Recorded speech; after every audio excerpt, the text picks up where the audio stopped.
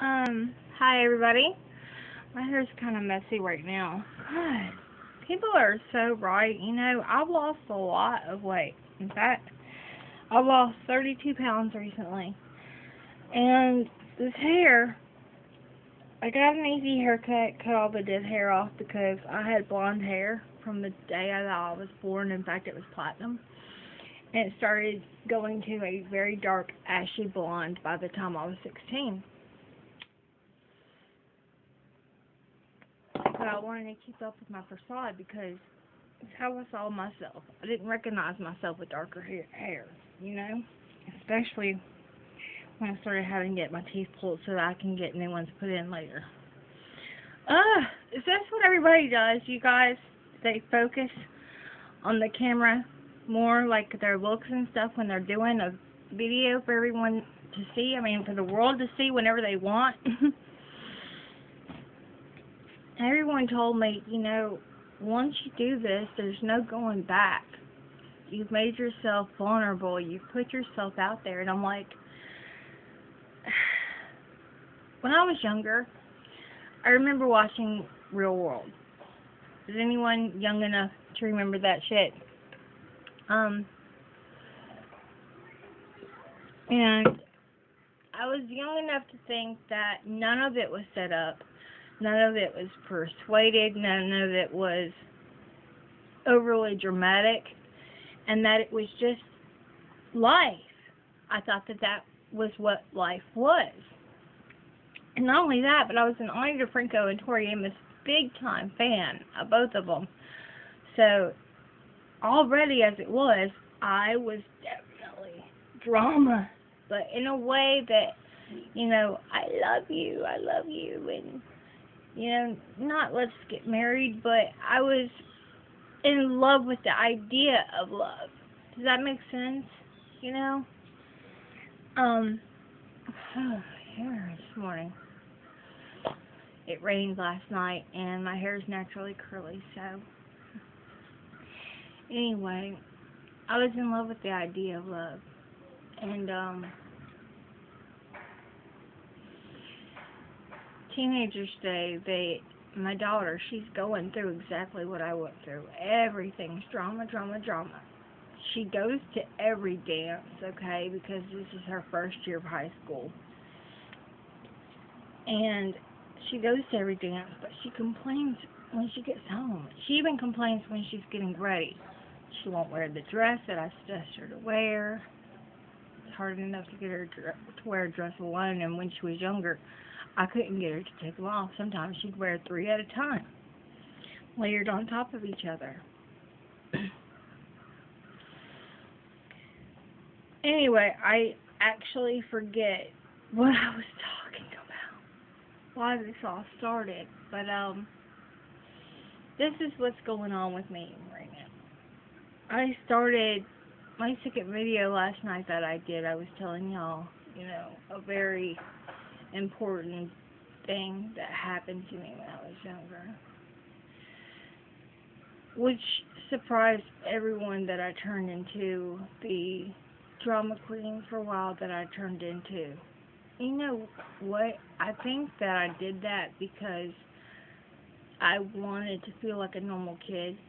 I wanted to have the same troubles that other teenagers had.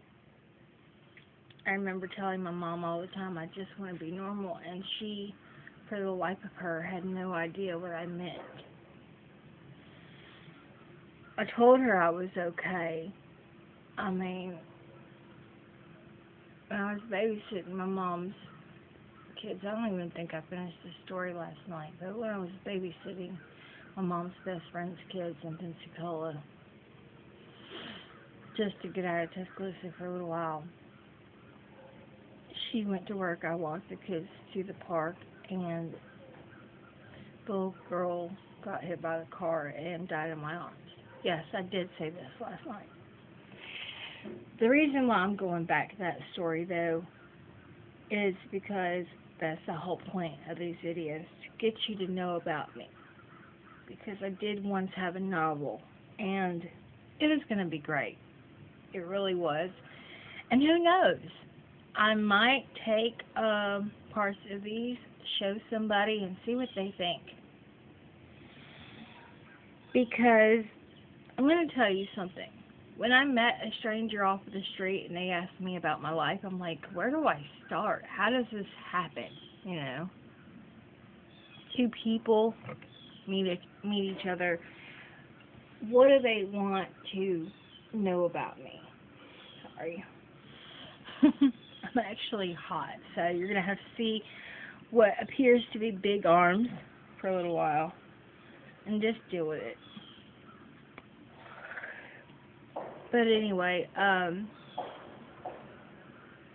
would finally get to know someone enough to trust them, and I would start opening up just like I am to you guys now. So much easier to open up to somebody you can't see. But when I would finally trust that person and start telling them about my life, I would look at them and I'm like, why aren't you responding? And I'm thinking inside my head, does this person think I'm nuts? Did I say something wrong? Did I hit a button? Did the same thing happen to them or her or whatever? And it would turn out that I came off a bit too strong. That they weren't ready to hear my life story. Some of them told me I don't think I would have ever been ready. And they said, I'm sorry, but we can't be friends anymore. Some of them thought that drama went wherever I went, and that's just not true. I mean, I cared so much about people. I had such a good heart. I loved animals. I loved the Lord. I was definitely a Christian. I mean, from the time I was 5, my mom said I would walk into a bar. It was like the strip mall, and people were drinking. And the huge other side of the strip mall was the airport. I don't remember where we were. I think that we were in some part of Florida because we flew down for my half-sister's wedding. But people were drinking and having beers, you know, and like those big, tall drinks. I remember seeing them blue with like pineapples cut open and like the little straws and everything, and they looked so pretty. And usually a kid would say, "Can I have one?" No. I go in there and say, "You all better stop drinking." And my mom's looking everywhere frantically for me. And I'm going, or you're going to go to hell. I mean, how far down does the rabbit go into his hole? I'm not crazy. I took everything I was taught seriously, you know? That's why later on, whether I did a good thing or bad thing, I never went halfway. I went all the way. If I had stuck to what I already knew and kept a relationship with God and allowed my life to be lessons on top of lessons, and I learned from them, I think that right now, as of today, I would be an incredible person. I'm not saying that I think low about myself. I'm not saying that I think down about myself, but there has been times where I'm like, wow, my mom's right, you know. God had a purpose for me, and I blew it.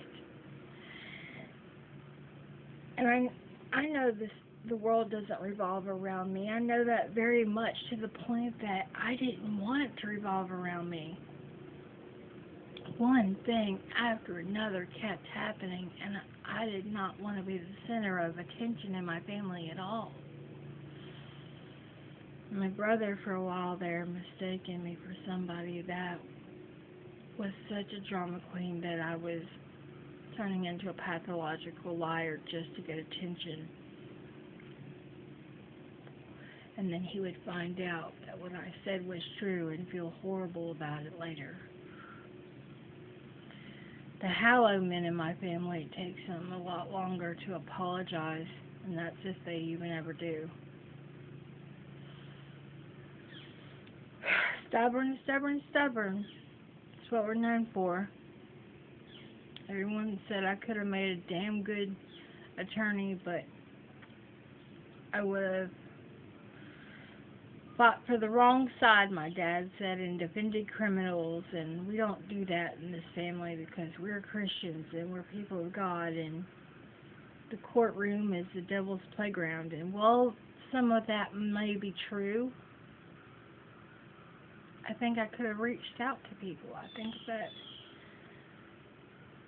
I wouldn't have been one of those people that allowed money to get in my way of who I was, and I would have used it for something good.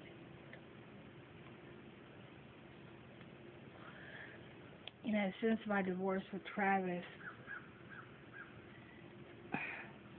first of all, let me tell you a little secret that's really no longer a secret anymore. One of my nicknames is the Black Widow. And it's so funny because I have only been married once, and even then it took 11 years for us to get a divorce because I felt very strongly about marriage. I don't cheat. And even though he became a drug addict, I was not going to leave him because he continued to try to stay clean, and as long as he continued to try to stay clean, I was going to stay by his side, because when we take those vows, it is for sickness and health. You are saying till death do you part. I just was scared that one of the death parts was that he was going to overdose and die before I did. Die before he could even be healthy enough for me to get insurance on him. And I'm sorry to sound cruel, but I had to worry about 2 kids when he became addicted to drugs and what was going to happen to us and our family. I protected my kids from knowing as much as I possibly could, but 7 rehabs later, some of them were forced by the court system. I mean, he was one of the luckiest men I ever knew when it came to being a criminal, because he got away with so much. The second he'd get a warrant, he would go check himself into a rehab. And he knew he wasn't too good at street smart, but he was good at people feeling sorry for him. So he knew that if he continued to go back to the same rehab, they would welcome him with open arms and get his probation officer not to turn him in. And by the time he talked to the judge is like, okay, I'm going to give you time served and a year of probation. And they wouldn't even make him come in for drug tests anymore after like 2 weeks. And I'm like, oh my God. As his wife, the only thing I could do was go in there with him, you know, to check him in. And then when he would leave the room, I would let them know, look, he is tricky, this one.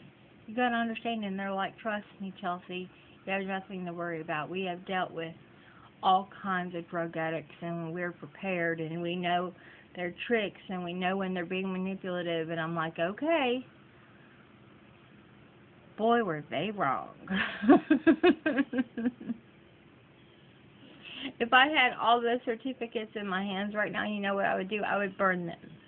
Because it's a load of bullshit. Bullshit, bullshit, bullshit. Sorry, Lord, but it is.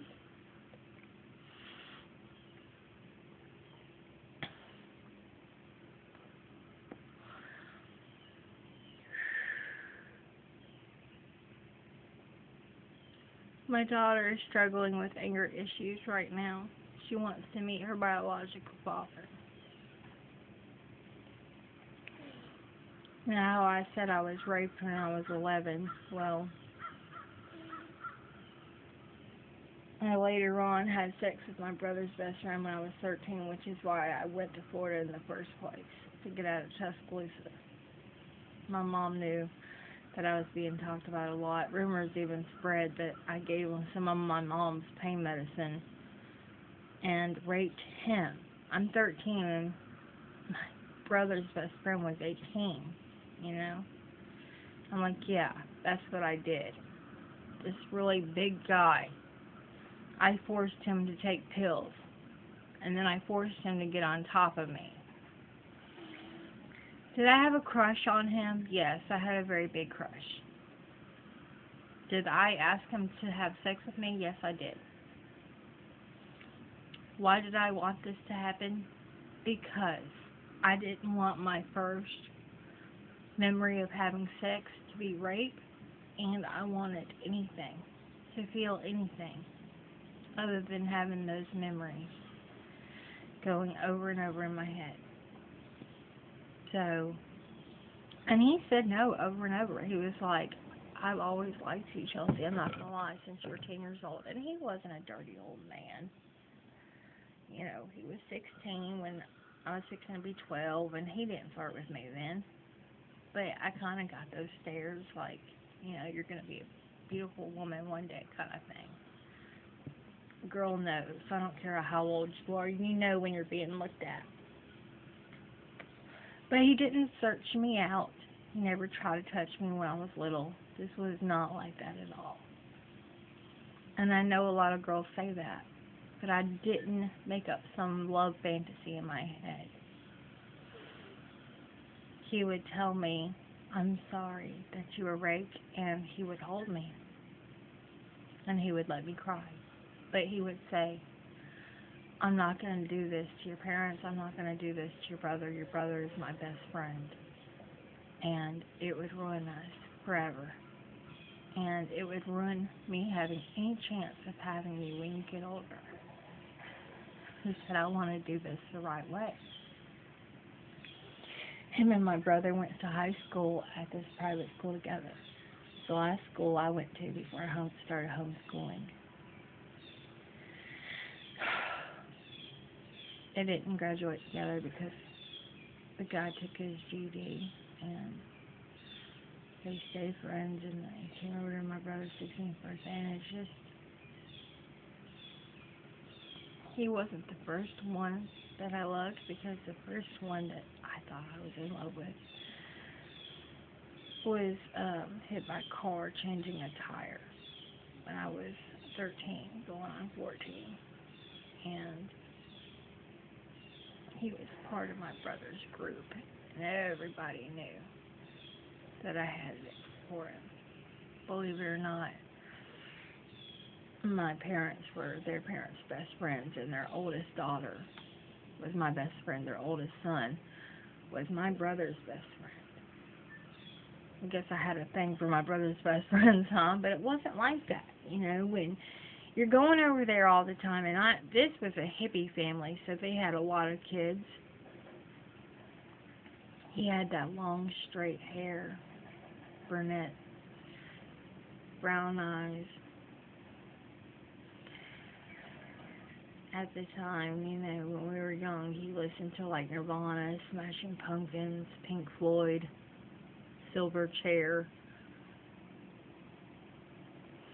Weezer, Bush, 9 Inch Nails.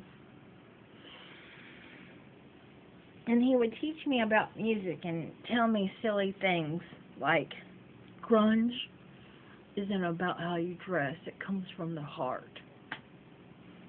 You can't just wake up one day and be grunge. And I would be like, I am grunge.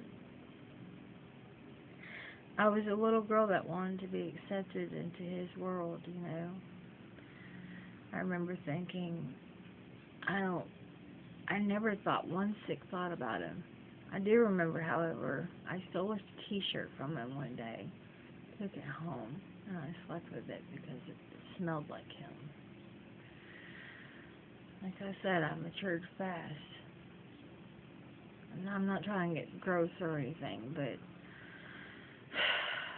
I got the big red ocean curse when I was 9 years old.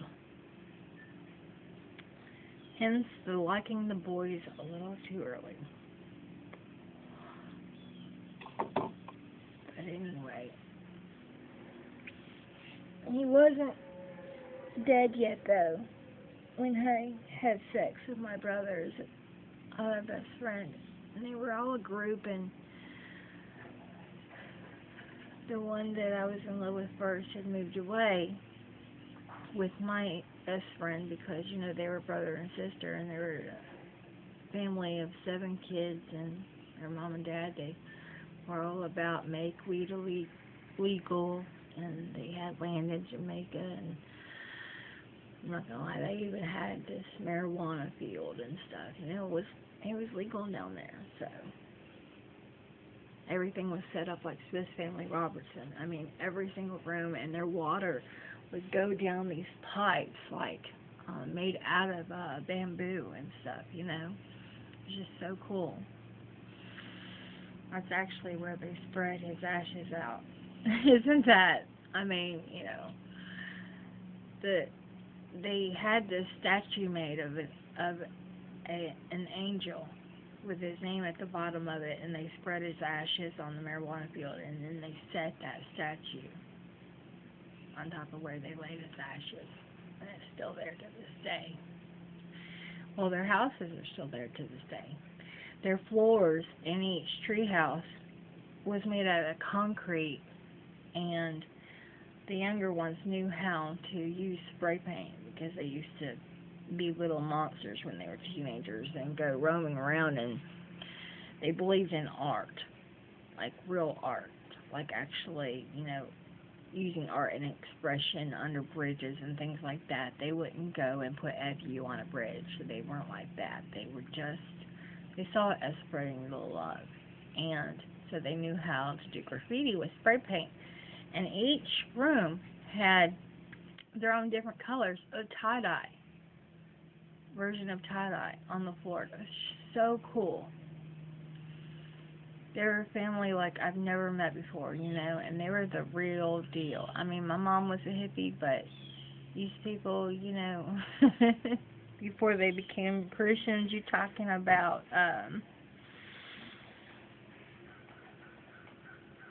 not the word placebo is not the word, but, Quaaludes.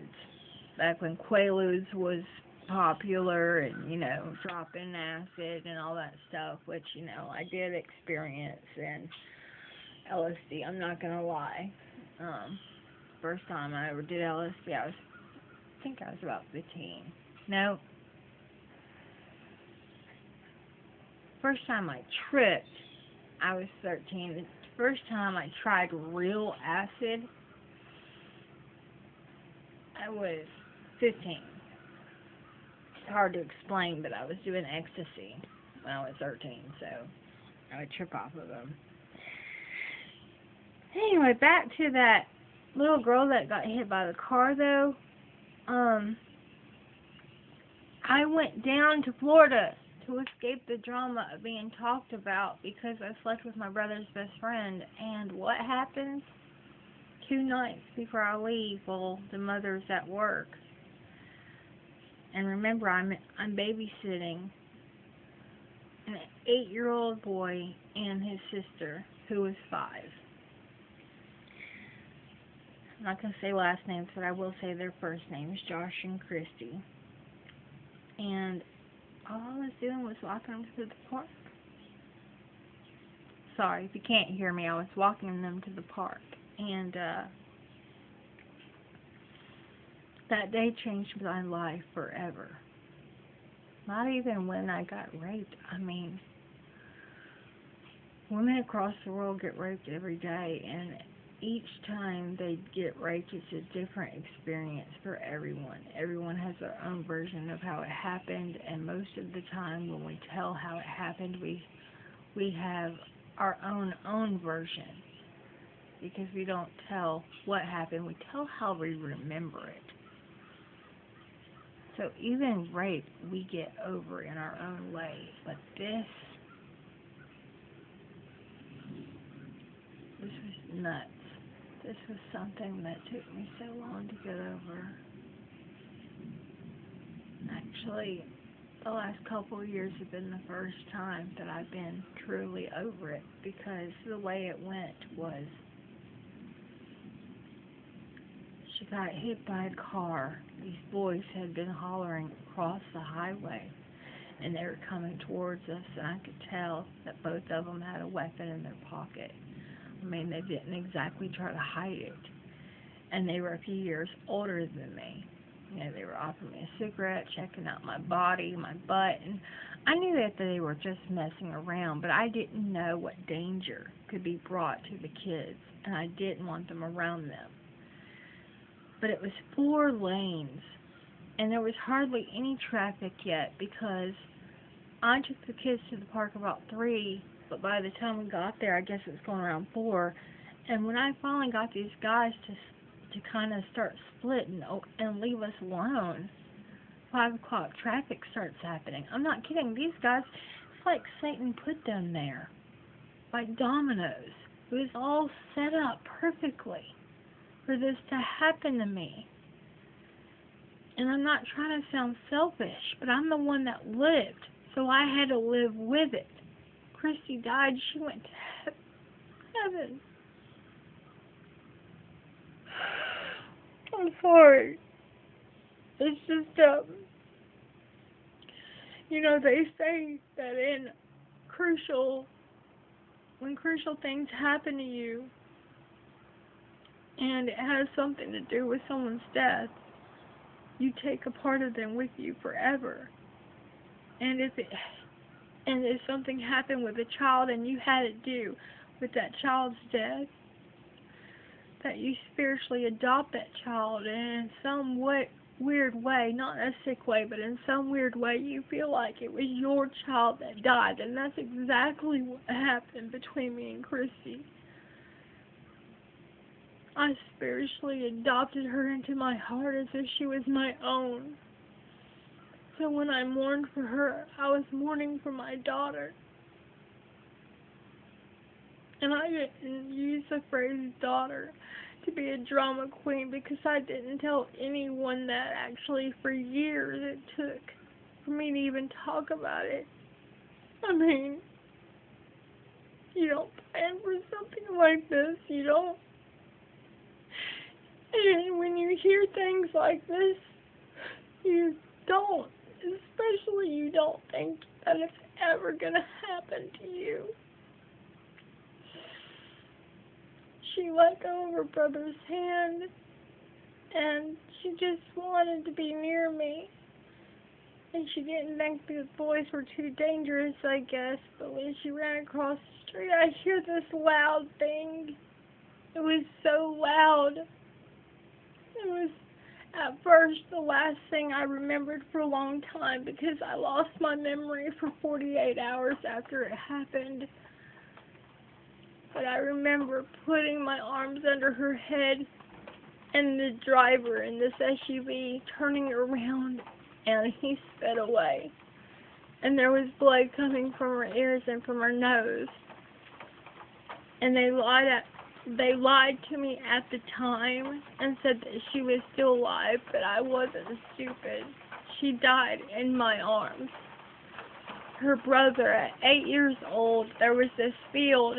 I mean, there was nothing. There was a park, 4 lanes, with no traffic, okay? I should have sent the kids towards the park, away from the road. But they were plenty enough away from the road, and I certainly didn't think that she was going to let go of her brother's hand and cross 4 lanes to get to me. You gotta understand, I watched these kids grow. Even though I lived in Tuscaloosa and they lived in Pensacola, I watched these kids grow. And they were my mom's best friend's kids.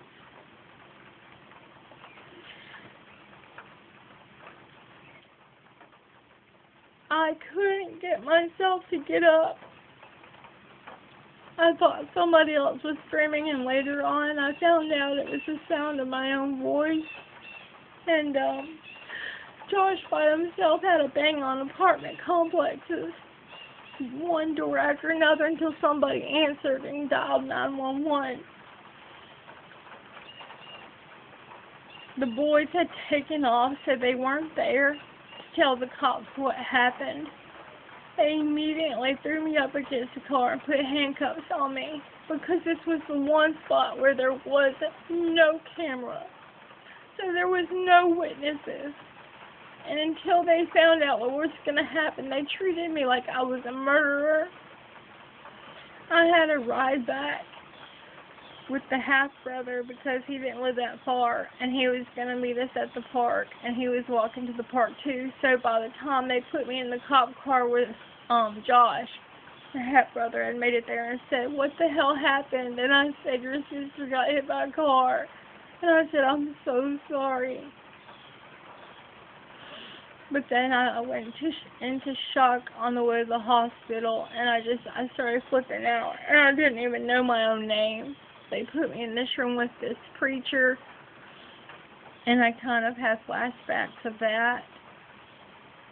But the mom, she was at home thinking that maybe we were at her mom's house, so at their grandmother's house, which was just a few houses down, and she figured we'd be home soon, so she was cooking hamburgers when she got the call from the hospital. And they said, "Chelsey's out of it at this time and cannot speak to you," but she was walking, the story is that she was walking the kids to the park, and your daughter, Christy, was hit by a car, ma'am. And she's in severe condition, and you need to get down here immediately. She shows up with her husband and passes out on the floor. And what nobody knew was before they came in, the half-brother was 16, so they considered him to still be a minor. I was 13, Josh was 8, and they told us, "I'm sorry she didn't make it before an adult or the parents were around us." So I felt so alone. I felt so alone. And I could already see that this was going to affect the rest of my life one way or another. When the rest of her family members show up, and I mean the little girl's mom, I remember her saying to me, "What happened? What did you do? What did you do?" And then apparently at a police station while we were still at the hospital, the driver finally had turned himself in and said, "Look, I panicked. I didn't know what to do. I lost it." And I turned around and went away. And I didn't find out that night, but I found out later on that the man driving the SUV not only was serving in the Air Force with my half-sister's husband, but they were really good friends. And he was based in California at the time with my half-sister, with her husband, my brother-in-law, on the same base. They weren't best friends, but that's not the point. Turned out that we were vacationing in Pensacola, Florida at the same time. He ended up dropping out, getting on drugs, stopped doing drugs, but he's been in therapy ever since. They took his driver's license away, and they didn't charge him with manslaughter, thank God, because he didn't have any alcohol in his system. And at the end, they charged him with accidental death. And, Gloria, thank God, you know, she had a lot of life insurance on Christy, and once again, that's not what's important here.